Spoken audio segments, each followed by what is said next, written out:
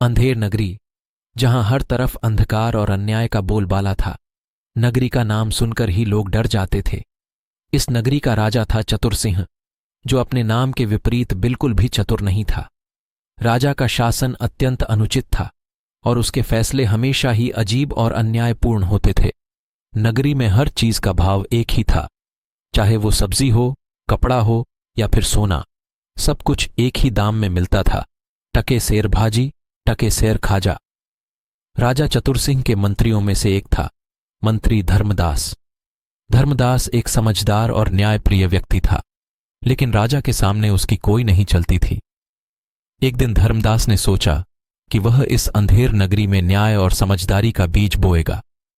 उसने राजा से विनती की, महाराज, यदि हम अपनी प्रजा के लिए अच्छे फैसले नहीं लेंगे तो हमारी नगरी का भविष्य अंधकारमय होगा। हमें न्याय और समझदारी से शासन करना चाहिए। राजा ने धर्मदास की बात को हंसी में टाल दिया और कहा, धर्मदास, तुम तो बेवजह की बातें करते हो।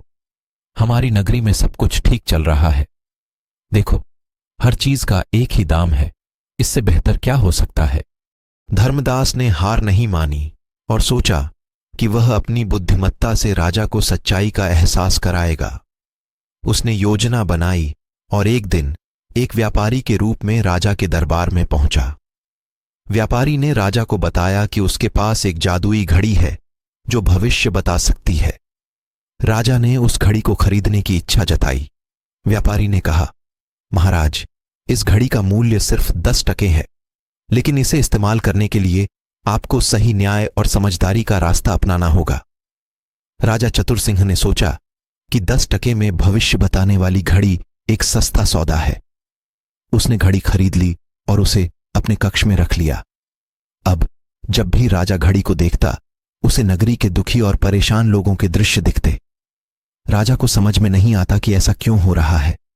राजा ने धर्मदास को बुलाया और उससे पूछा, धर्मदास, यह घड़ी मुझे हमेशा हमारी नगरी के लोगों की परेशानी क्यों दिखाती है। धर्मदास ने राजा को समझाया, महाराज, यह घड़ी नहीं बल्कि हमारी नीति और फैसले हैं जो हमारी प्रजा को दुखी कर रहे हैं।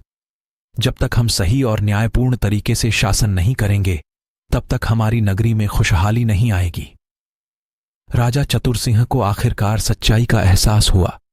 उसने धर्मदास की सलाह मानकर अपनी नीतियों में बदलाव किए। अब अंधेर नगरी में हर चीज का सही मूल्य निर्धारित किया गया और प्रजा की समस्याओं को समझदारी और न्याय के साथ सुलझाया जाने लगा। धीरे धीरे अंधेर नगरी का नाम बदलकर प्रकाशपुरी हो गया और वहां खुशहाली छा गई। राजा चतुर सिंह ने समझा कि न्याय और समझदारी ही सही शासन का आधार है। इस कहानी से हमें यह सीख मिलती है कि किसी भी समाज या नगरी में न्याय और समझदारी के बिना खुशहाली नहीं आ सकती। अनुचित फैसले और अंधेर नगरी की नीतियां केवल दुख और परेशानियों को जन्म देती हैं।